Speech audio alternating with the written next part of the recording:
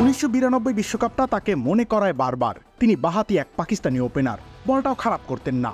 জন্ম 1966 সালের 14 সেপ্টেম্বর পাকিস্তানের লাহোরে। সাহসী ক্রিকেটার হিসেবে আমির সোহেলের বরাবরই নাম ডাক ছিল।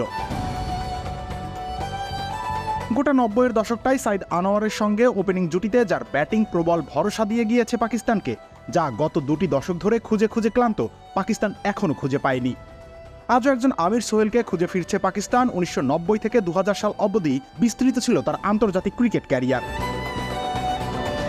47টি টেস্ট খেলেছেন 1992 থেকে 2000 সাল অবধি। একটি ডাবল সেঞ্চুরি, 5টি সেঞ্চুরি আর 13টি হাফ সেঞ্চুরি ছিল তার। 2823 টেস্ট রান আছে তার দখলে। টেস্টে সর্বোচ্চ ইনিংস ছিল 205 রানের। 44 রানে 4 উইকেট তার সেরা বোলিং ফিগার। সব মিলিয়ে 25 টেস্ট উইকেটও পেয়েছিলেন তিনি। অভিষেক সিরিজে ইংল্যান্ডের বিরুদ্ধে ওল্ড ট্রাফোর্ডে তিনি সর্বোচ্চ 205 করেছিলেন। 1994 সালে অস্ট্রেলিয়ার বিরুদ্ধে লাহোরে তৃতীয় টেস্টে তার ম্যাচ বাঁচানো 105 ও সেলিম মালিকের সঙ্গের জুটিতে 196 আজও রূপকথা হয়ে টিকে আছে।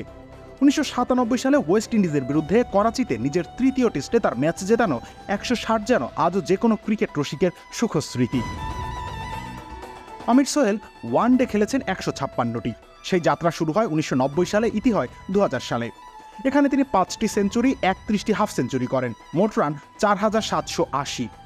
ওয়ানডেতে তার সর্বোচ্চ ইনিংসটি 134 রানের। বোলিংয়ে পান 85টি উইকেট। ওয়ানডেতে তার বোলিংটা মোটামুটি কার্যকরী ছিল বলা যায়। পাকিস্তান দলের 1992 বিশ্বকাপ জেতার পেছনে তার অনস্বীকার্য অবদান ছিল। জিম্বাবুয়ের বিরুদ্ধে 114, অস্ট্রেলিয়ার বিরুদ্ধে 76, ভারতের বিরুদ্ধে 62 ছিল তার উল্লেখযোগ্য ইনিংস।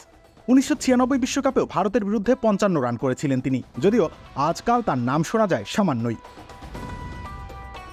ব্যাট আর মুখ দুটোতেই আক্রমণাত্মক ছিলেন তিনি। 1992 বিশ্বকাপে ইয়ান বোথামের সঙ্গে আর 1996 বিশ্বকাপে ভেঙ্কটেশ প্রসাদের সঙ্গে তার ঝামেলা আজও বিশ্ব ক্রিকেটে আলোচনার বিষয়। প্রথমটায় তিনি আক্রান্ত হয়ে প্রতিরোধ করেছিলেন আর শেষটায় হয়েছিল উল্টোটা। শেষ ঘটনার মূল্য চুকিয়েছিল পাকিস্তান 50-50 ম্যাচ হেরে গিয়ে। 1996 থেকে 1998 তিনি পাকিস্তানের অধিনায়ক ছিলেন। ক্রিকেটের মহামারী ম্যাচ ফিক্সিংয়ের ওই সময়টায় হুইসেল ব্লোয়ারের কাজ করেছিলেন তিনি। মূল্য চুকিয়েছিলেন 1998 সালে অধিনায়কত্ব খুইয়ে আর 2 বছর পরে ক্যারিয়ার শেষ করে।